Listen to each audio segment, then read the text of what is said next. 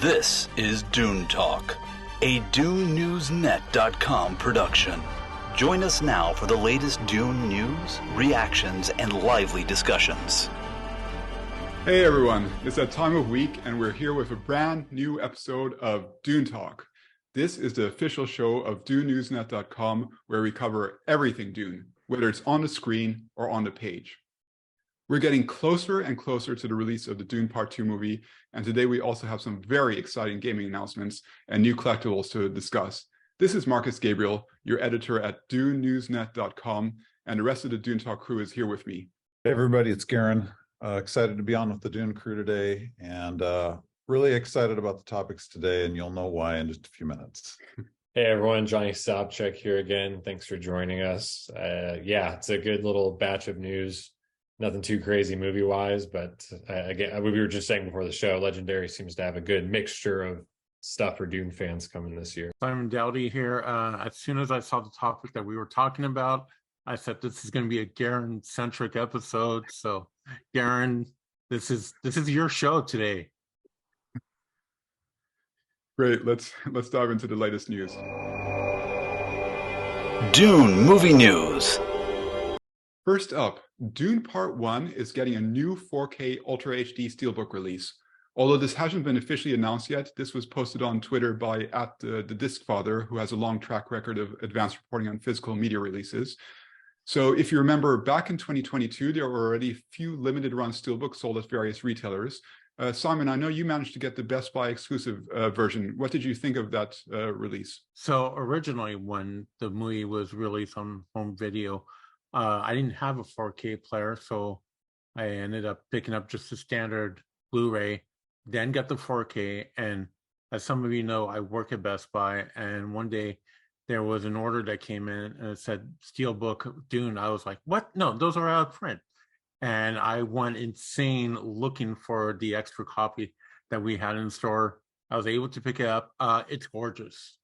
And what I remember is the Steelbook was exclusive to Best Buy. Now, is this new Steelbook going to be exclusive to Best Buy? I don't know.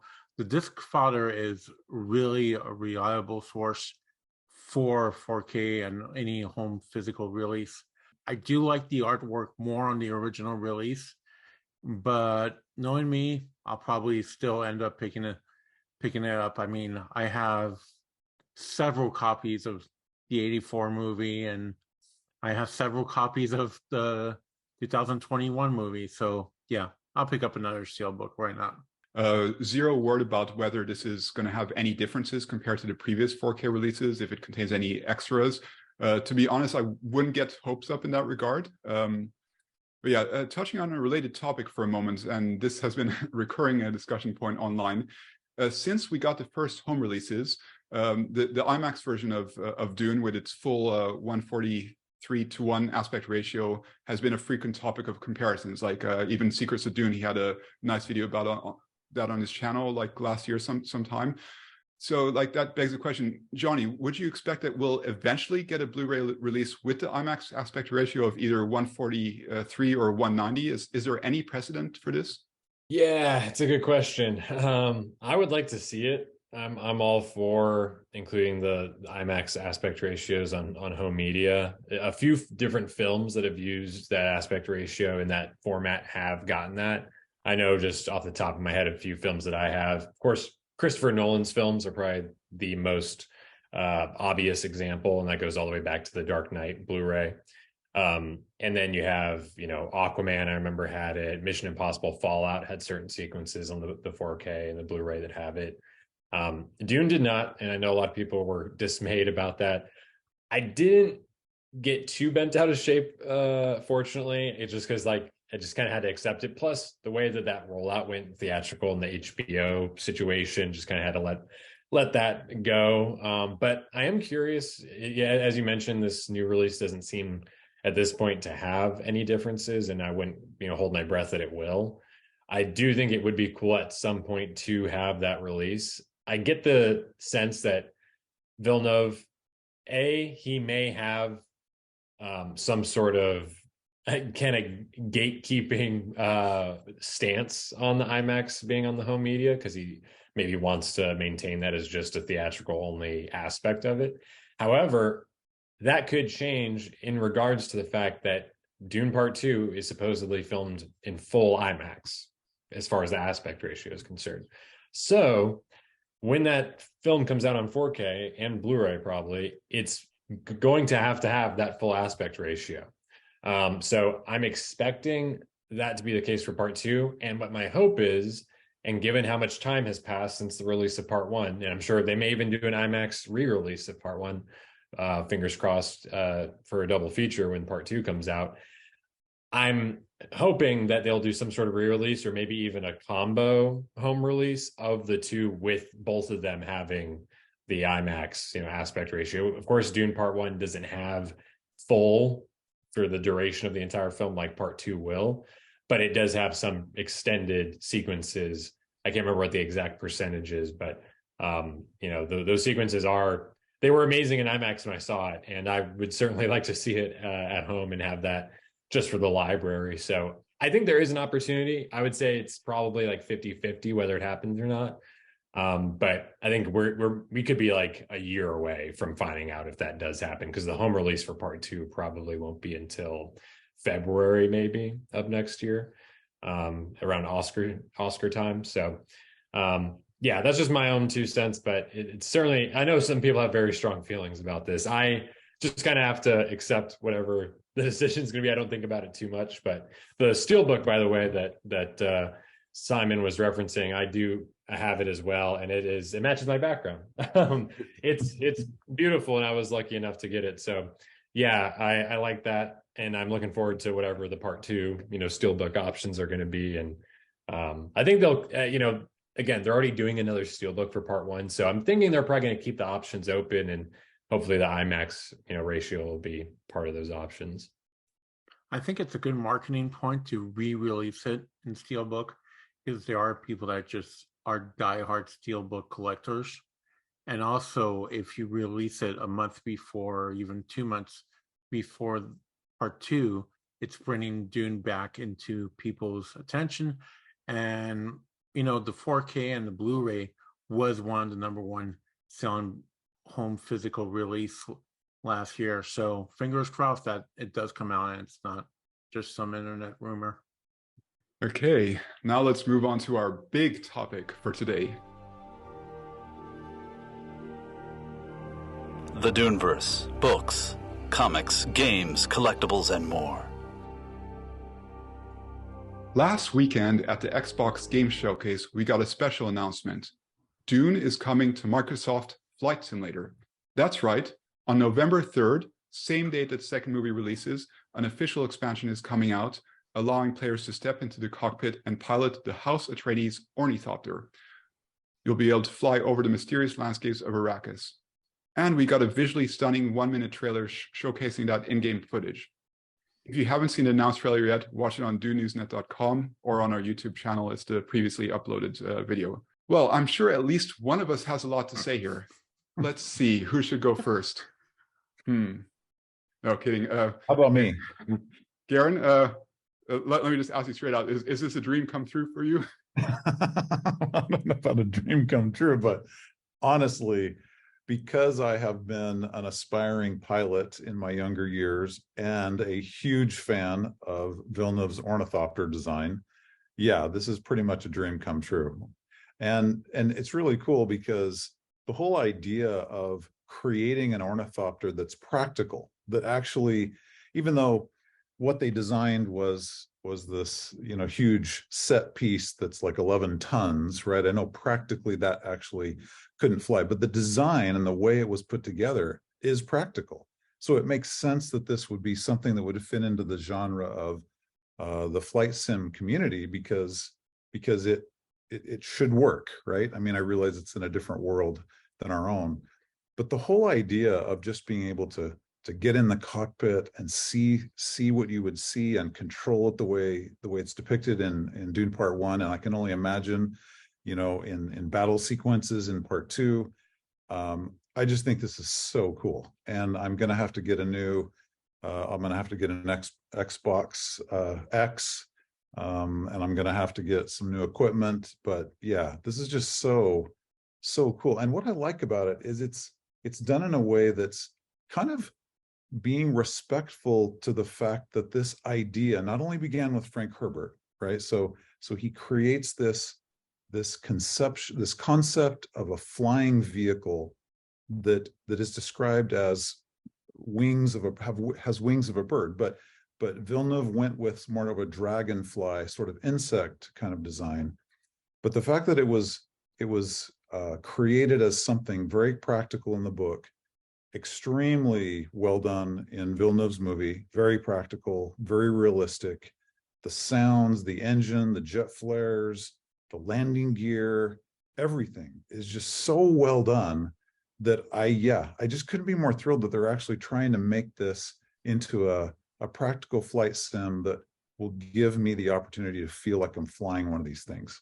I mean, I'd really like to be able to fly one into battle. That would probably be the but just being able to fly around Arrakis and land in the different areas of in the geographic area that they'll have in the flight sim as it's described in some videos we've seen.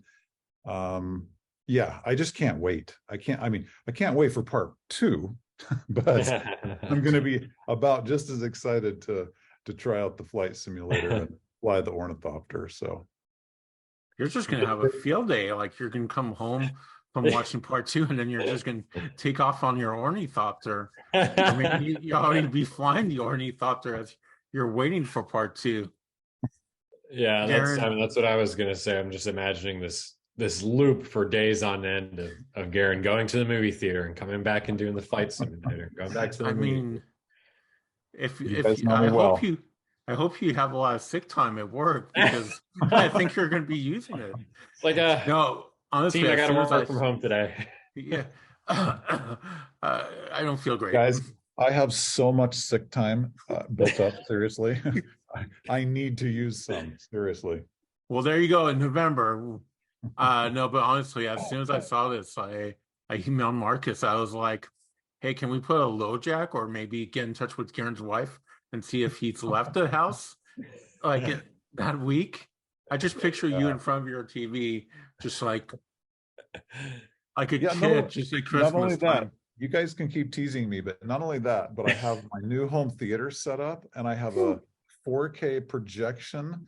Oh, snap. Like a 9-foot screen. I mean, it's going to be awesome. Wow. So the party at Garen's house in November, guys. You hear that? Right?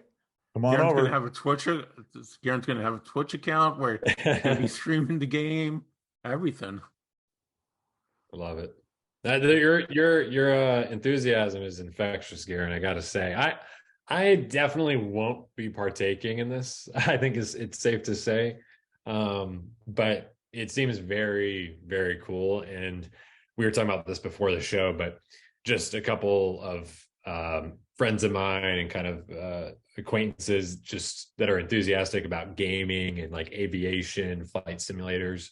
And then they are also movie fans and kind of Dune fans. And then there's that overlap. And it's just cool to see that there is, a genuine attempt to expand the universe, not even in a storytelling perspective, but just in general, like awareness and giving people more avenues to enjoy and explore Dune. People that may not even necessarily ever pick up the book, but, they want to experience more of Dune, whether it's, somewhere outside of just the films. And I think even around the release of part 1, when, of course, we talked about the film for, weeks on end, I think, it was one of the things I think Garin highlighted about the Ornithopters, especially, and I think we all kind of just touched on, was in him talking about the design. Now just kind of refreshed this in my mind, but it was done so incredibly well, the Ornithopters. I mean, they are a very peculiar and specific type of vehicle, and you got to walk the line of making it fantastic, but also like something tangible, as Villeneuve is so good at doing. And also, we've seen so many other films and sci-fi pictures where they have aerial vehicles, whether it's Star Wars, Blade Runner, Alien, Avatar, and how do you differentiate? How do you make it unique? And I think they just have struck the balance so well. And Patrice Vermette, who we'll talk about a little bit later, his design and working with just the whole conceptual crew and Villeneuve and his vision. George Hull, designer. It's just really, really awesome how they've come. And again, this is just one example of how they're kind of pushing the Ornithopter and giving it that platform, like utilizing the design really to its like fullest potential. So in some ways, so I think it is going to be, especially by the end of part 2, and you know, everything going to plan, other films maybe, and maybe television series. I think it is a design that is going to be, it's going to be standing the test of time and will, you know, hold a place in people's minds and audiences going forward for years to come. So again, this is very just another cool channel for that. Yeah, I mean, that design, it already feels iconic. You know, you immediately recognize what it is. And yeah, to add to your points, you know, this is such a great idea for partnership. I mean, this is, I think, one of the licensing initiatives that the whole community can feel proud to feel to be connected with Dune. I mean, like Microsoft Flight Simulator, it's a household name, really appealing to like casual players and experienced pilots alike. And I was checking the version it's on. Like the current version is actually the 40th anniversary version of the game. So it's basically been around since the advent of like, you know, like household computers. I mean, how impressive is that? You know, like really long running series. You know, what's also great about it is someone that might not be into Dune might pick it up because it might look cool to them. And then being like, oh, wait, there's books, there's a movie, let me check it out. And you know, it's a good gateway drug. I'm loving that it's there for the 40th anniversary and no TIE fighter or X-Wing. As much as I love Star Wars, Dune wins this round. All of you have talked about this, but the iconic nature of the Ornithopter, I mean, my excitement is just around having fallen in love with what Frank Herbert described in the book when I read it as a teenager, but then seeing Villeneuve's design and how it just worked. It felt real to me. It worked on screen. Just all the pieces came together for me. Sadly, as it did not in the '84 film, that was not an ornithopter in my mind. It just didn't work in my mind. Did remind me of how iconic the X-Wing and the TIE Fighter were. It's like those became symbols of the Star Wars universe from the time I was, 10 years old. And I think you guys are right. I think the Ornithopter is going to hold a place like that for the Dune universe because it's immediately recognizable. And the other thing that's kind of interesting about it is maybe unlike Star Wars, at this stage, we don't have this vast array of transport vehicles or fighter vehicles in the Dune universe. Now that could change. So you sort of have this vehicle, this flying craft that is one of the main ways you get around on this planet if you want to be safe, right? So I just think it will visually hold an iconic place, and I just love the respect that is kind of being given that by including it in something also as iconic as Microsoft Flight Simulator, which, like you were saying, Marcus, has been around since, I remember being a teenager and not even being able to have a computer yet because they were too expensive, but knowing there was this thing called a flight simulator by Microsoft and thinking, oh my gosh, that would be so amazing. And 40 years later, here we are with these two universes intersecting. So yeah, really cool stuff. And that's not all on this topic. So as Johnny mentioned, during the week, GameSpot released a behind-the-scenes video where the Microsoft Flight Simulator team, they actually visited Budapest, specifically a warehouse where there are props from Dune Part 1. That would be really amazing to visit there sometime. So they met up with Dune production designer Patrice Vermette, and they sat inside the film's real-size ornithopters, who, as we've heard before, they actually weigh 11 tons, and they're like actually one-to-one scale. Johnny, what was your biggest takeaway from that clip?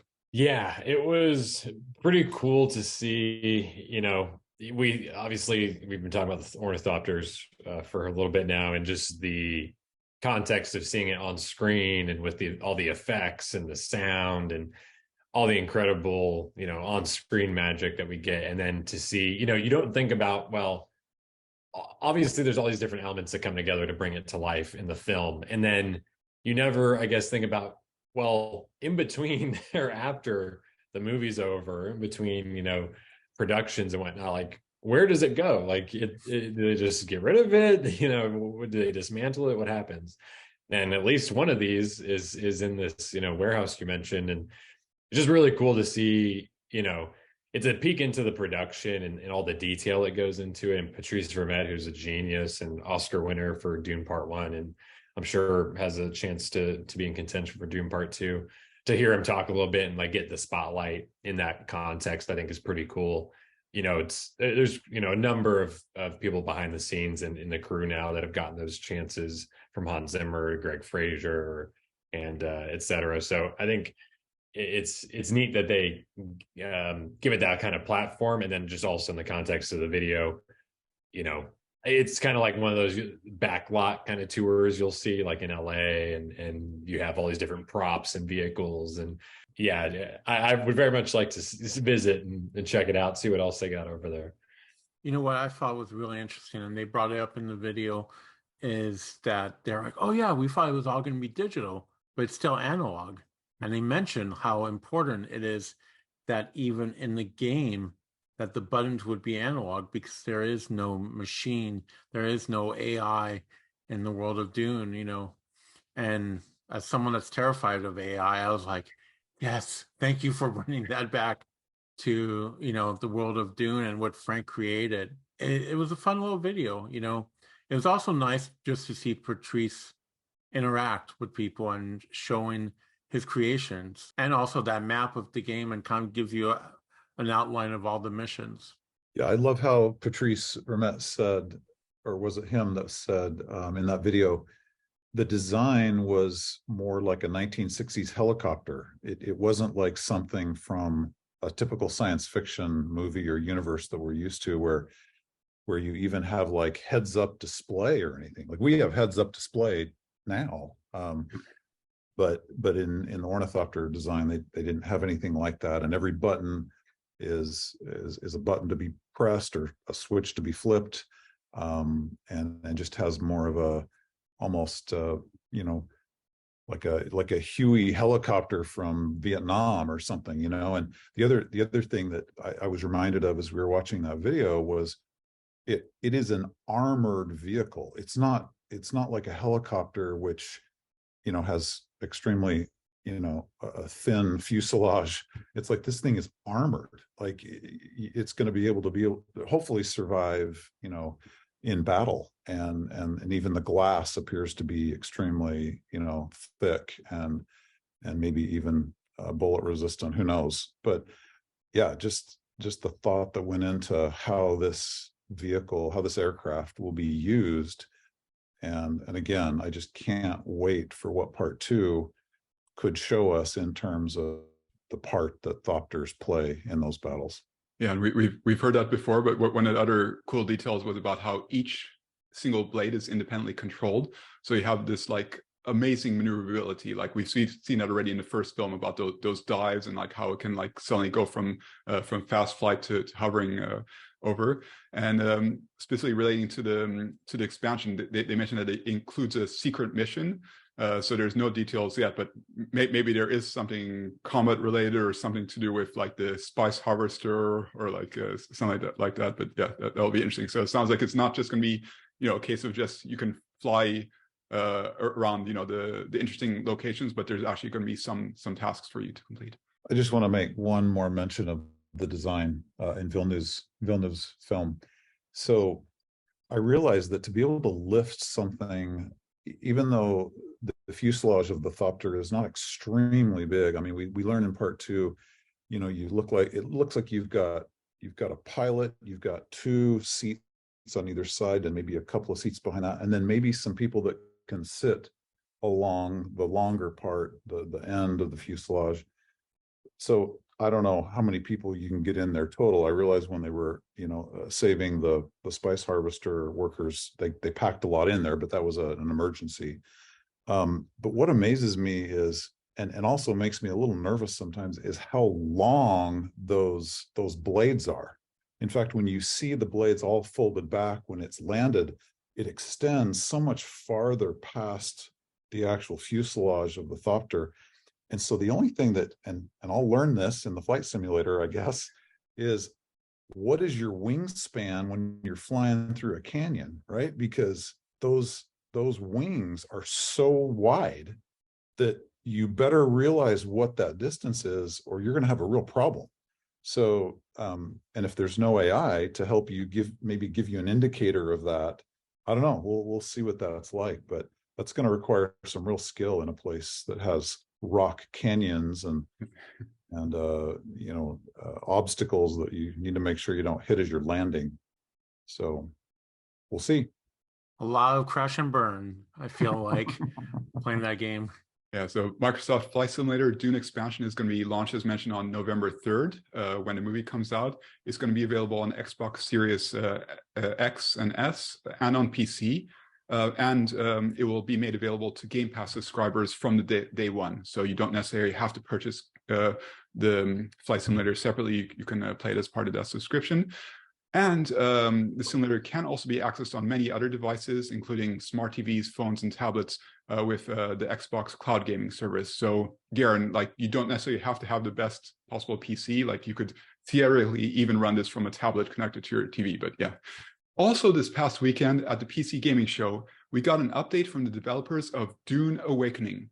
Joel Bylos, creative director, and Viljar Sommerbach, game director, gave an overview of what players can expect from Funcom's upcoming open-world survival MMO game. We also got to see more alpha footage, including some combat exploration, plus concept artwork. In Dune Awakening, players basically start out alone, lone castaways in a deep desert. Maybe you'll have only a knife and are struggling to obtain water and survive against the world's harsh elements. This includes securing a shelter from threats such as sandstorms and, of course, the worms. As the game progresses, there will be great freedom for exploration, and you'll be able to take your own approach to life on Arrakis, with increasingly more and more interaction with other players.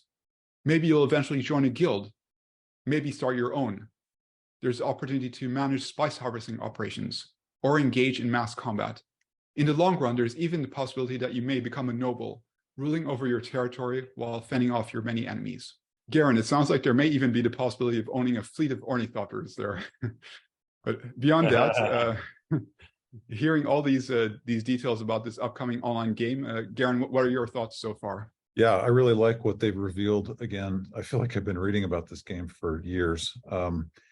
I like what they revealed about it, because being able to choose the different types of characters, as it were, or character classes, or whatever they call that, I think that's super exciting, because it's always interesting to play a game and you take on the persona of different characters, whether you're playing the bad guys or the good guys, or I think they even mentioned you can be a smuggler, if I read that correctly. So I like that they're capturing, the different contexts and factions that are a part of the Dune universe that make it so fascinating. But yeah, I think it feels really promising. I know we've said that on here a lot, but it will just be in the execution of how that feels. But I think they're capturing the right pieces and components to make this successful, because you've got to make this for the diehard fans like the four of us and the people that really love this universe. You've got to have the right puzzle pieces to make it all fit and make it really appealing, because this is an opportunity, again, kind of like we just talked about with the flight sim. It's an opportunity to enter the world and to be there and to feel it and to experience, another world. That's what it's all about. So if they can nail that, this will be a great game. Yeah, well, I've said it once on here. I've said it multiple times probably, and I'll say it again.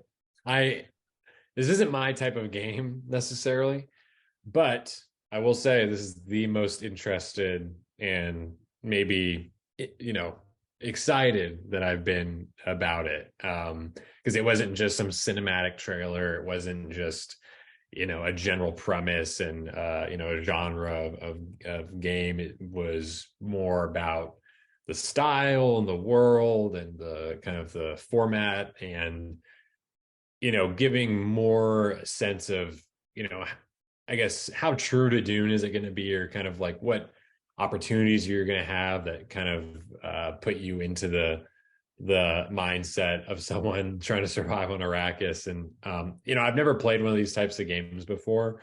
I'm still like not totally sure like how it works in terms of like the guilds and like the fact that it is like this massive multi player like online experience. So I still have to see a lot more. And I know this game is like a ways away. So, there's gonna be a lot more between now and then to maybe sway me into getting it and playing it. But I think that it probably, got more people interested like myself. And of course, anyone that was already excited, I would imagine, is more excited after seeing this. There wasn't anything as far as red flags that threw me off or really, against like anything that Dune fans would maybe not like in a game like this. So still a lot to come, but I thought it was a neat and clearly the most we've gotten so far in terms of information and insight to how this game is actually going to look and play.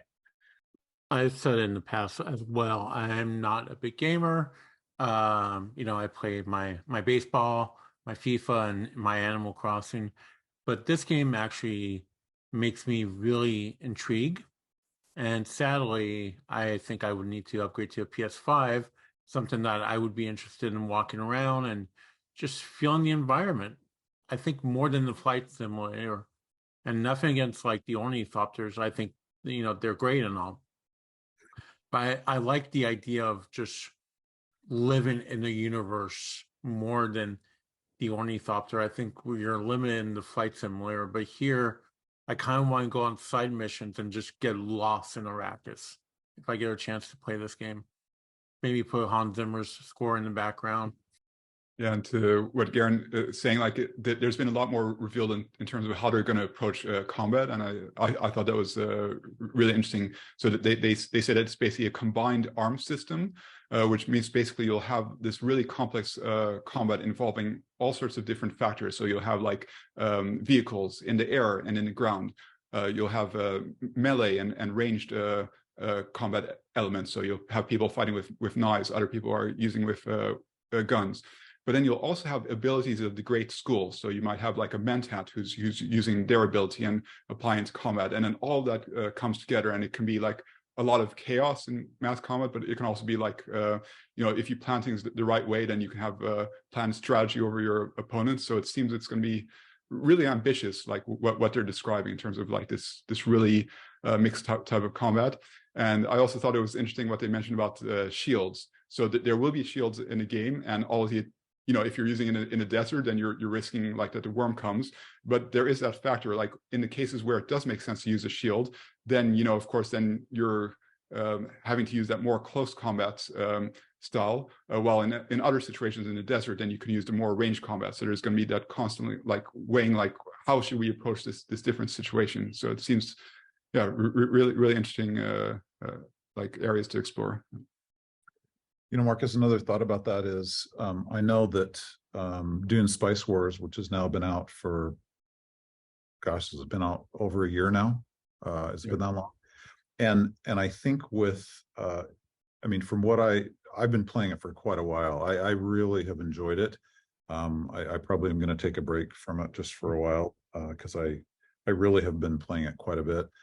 I think it's gained quite a following. I think it's been a successful venture overall.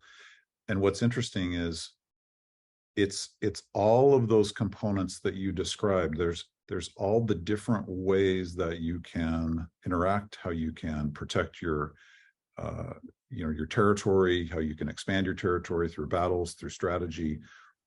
So if that is a test case on, on a real-time strategy type of a game is proven successful, then I'd like to believe that those same components in a much more realistic first-person experience, kind of like Simon's talking about. I want to feel like I'm there. I want to see and almost feel like I'm touching and experiencing all these things.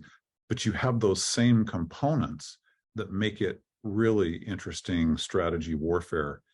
I think they really could have something very successful here if they make that work. So maybe Dune Spice Wars, because of its success, is a harbinger of maybe this one, Dune Awakening, being successful as well, just in a different way, a different type of game. Yeah, and Garin, to your point, bringing up Spice Wars, which it's wild. That was so long ago now. It seems like since it came out. As the member of the team that is the most skeptical about these types of games, strategy games and whatnot, like Spice Wars, I'm glad that that's grown and seemed to gotten better over time, and this seems to become more and more intriguing, and like they are putting some real thought into this game.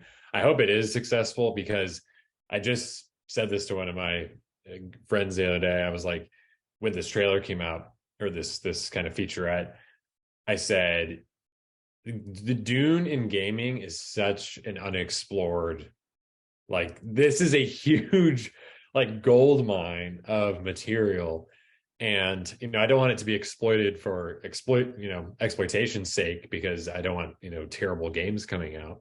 But if we're slowly building up interest and slowly expanding the universe, and the movies more movies are going to be coming out, the fandom will grow and interest will grow. I hope that these games are successful, and that they can convince, hopefully, the people that are in charge that other games, whether it be third person action adventure, first person action adventure, open world, whatever it may be, games that are more my speed, or that I'm more at least familiar with. I think that that's the dream, whether that's, ever going to happen, or if it's years away. I just think that would be a very cool element in gaming in general, whatever it may be. I think there's just a lot of opportunity there. There's so many books. We have more films, coming out, and comics and figures and all these different things. But video games, it just seems like it's just waiting to awaken, I guess you might say. So yeah, I'm sure I'm not the only one thinking that, but I'd be curious to hear what other people have to say about that, because I'm thinking I'm probably not the only one that isn't into strategy games, most likely. But I think that they are seeming to get better, and I'm liking more and more that I'm seeing so far. Talked about that when I did the interview with the guys at Shiro Games. Like, Dune Spice Wars was the first Dune game, video game, to be released in over 20 years. So yeah, definitely a lot of like unexplored territory there. And it's worth noting that Dune Spice Wars is still in early access, so it's not even a fully released game yet. But they've been really interacting with the community, like listening to feedback, and constantly improving the game. So that's shown a lot of promise. So that's why it makes sense that Funcom teamed up with Shiro Games. When it comes to Dune Awakening, that's coming back to Funcom's core, I guess, genre, because they've built these sort of MMO games before, and they've managed to update these and keep a good community going for years. Like, for example, Conan Exiles, I believe that's already at least 4 or 5 years old, and that's still going and receiving updates. So yeah, if they can do something similar with the enthusiastic community of Dune, I think that there's need a lot of promise in that area. So I just want to mention one more thing, and this is all in the realm of speculation, but with the release of, well, not release yet, but Apple's Vision goggles that'll be coming next year. Just imagine, you guys, being able to put those on and enter the world of Arrakis. I mean, imagine what that would look and feel like, and be able to explore the various worlds that exist there. And I just think, just riffing off of your idea, Johnny, of it's really untapped, even though you're right. We have had these Dune games, and especially RTS, for a long time. There's just so much. It's just such a fascinating world that people have fallen in love with for 40, 50 years now.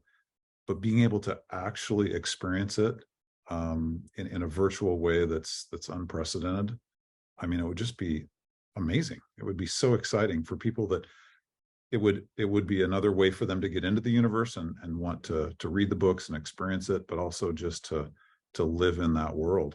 I want to see it happen.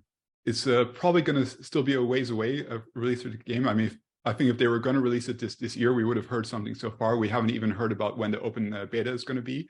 I mean, from my perspective, that's fine. Like, take all the time you need to really do the game right. Make sure it's true to Dune setting, that everything is built correctly, that you're spending all the time on the design development, making sure it's going to be like a error-free experience. I think that's fine. But definitely my excitement for this game has increased. It's not just gaming news. We've gotten some collectibles and toys announced this past week. Simon, what's coming up? So we got a bunch of cute little random toys that are coming out. If you guys stayed around last week for the video show, they made fun of me, especially Garin, if I had a little pet Muad'dib stuffed animal with the Animal Crossing bonus. We're getting a little mouse and a little Muad'dib. It's about 9 inches. It's supposed to drop on the 23rd of this month and ships, September, October. It's a pre-order, like a lot of these stuff. You know what? I've already put $30 aside for this little guy. He's adorable, and it's the first time we get a Muad'dib stuffy or anything. And the same company that's making them is also making these kind of looking Funko Pop looking stuff. They're super cute, but $30 a pop, and they're about 4 or 5 inches tall. I think that's a little bit too high for what they are. But once again, someone might just randomly pick these up at a toy store or, a collectible store and be like, wow, what is this? This is kind of cool. I never thought Dune looked so cool. But I'm super excited about the little Muad'dib stuffed animal. Kind of means that we're going to get more mouse in part 2, and we're going to finally understand why there was a mouse in part 1. Because I know some people that watch them, they're like, I don't get the mouse. I'm like, you will. You'll get the mouse. It's very crucial for someone's naming. So I'm excited. I know Johnny is also excited about the little Muad'dib. Oh yeah, I am 100% all over the little stuffed Muad'dib. I don't know. It's one of the kid in me. I guess things is that I am a sucker for stuffed animals. I guess whenever I see them, especially when I go to Disney, I always see them in the stores. I'm like, oh, look at that one, look at that one. And so I think that I'm definitely. I showed it to my girlfriend. I was like, she was like, oh yeah, you got to go ahead and get that. So she's a sucker for that stuff too. So I'll be adding that, and I think that it's cool that they are doing more. It's just so funny that now we have Muad'dib merchandise. It's just cool, you know what I mean? I haven't been around the Dune fandom as long as the rest of you, but it just shows, I think, to some degree how far we've come. And again, legendary licensing, all that good stuff. They certainly have their cards played right so far, I would say. And as Simon said, that may not be the only Muad'dib merchandise we get. Could be some other things, but very, very cute, very cool. And we had been talking about that, or at least that maybe Simon mentioned it. And I mean, this goes back to me when the first movie came out. We're like, where's the Muad'dib merch? So I think it's fun, and just another piece of kind of movie tie-in stuff that just gets me more excited for part 2 to come out. And let's face it, it's a cuter mouse than Mickey. I was just going to say, I think Dune has crossed a threshold when you've got the plush toy. My wife and I were just over at Disney here. I'm in Orlando on a business trip, and in the Star Wars store, there was no less than 3 or 4 different Grogus, right? Of all different shapes and sizes, all stuff animal like. And so yeah, once you've entered the plush toy arena, you're legit. Yeah, we just gotta. I thought I saw this in the link when I first saw this critter, but I was let down. There's no plush Shai Hulud yet, so I guess we're gonna have to wait for that. That'll be around Christmas time, maybe. Fingers crossed. Maybe not as aesthetically pleasing for children as Muad'dib might be. Oh, it might be the only thing that'll put your kid to sleep, you know.